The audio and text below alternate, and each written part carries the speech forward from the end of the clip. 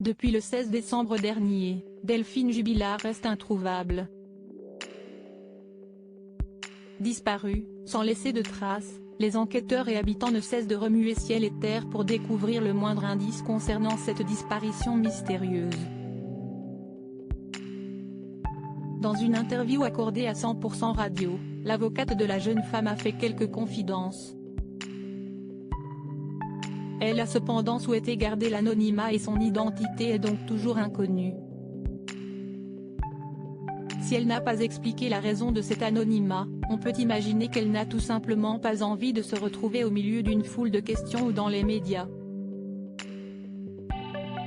En effet, M. Philippe Pressec, l'avocat des proches et amis de la jeune femme, a déjà répondu à de nombreuses interviews. Une couverture médiatique que l'avocate de Delphine Jubilard veut éviter. Lors de cette même interview, elle en a profité pour affirmer avoir eu sa cliente au téléphone une dizaine de jours avant sa mystérieuse disparition.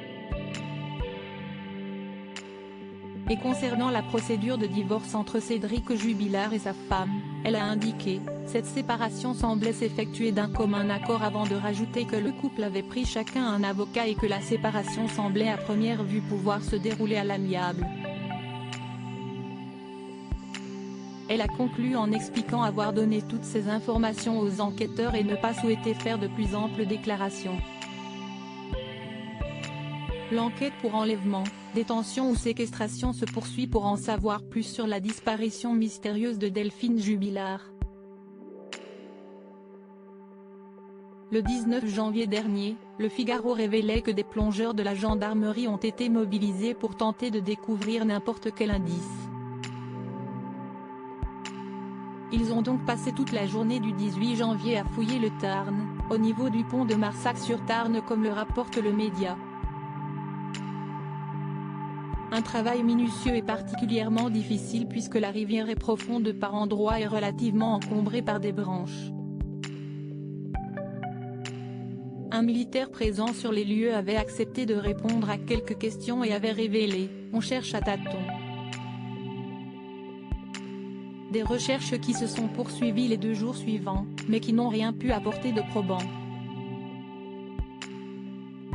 Une situation très angoissante pour les proches de la jeune femme. On n'a aucun élément nouveau. Si est d'ailleurs très angoissant, car on commence à avoir la crainte de ne rien trouver, expliquait M. Philippe Pressec à Paris Match il y a quelques jours.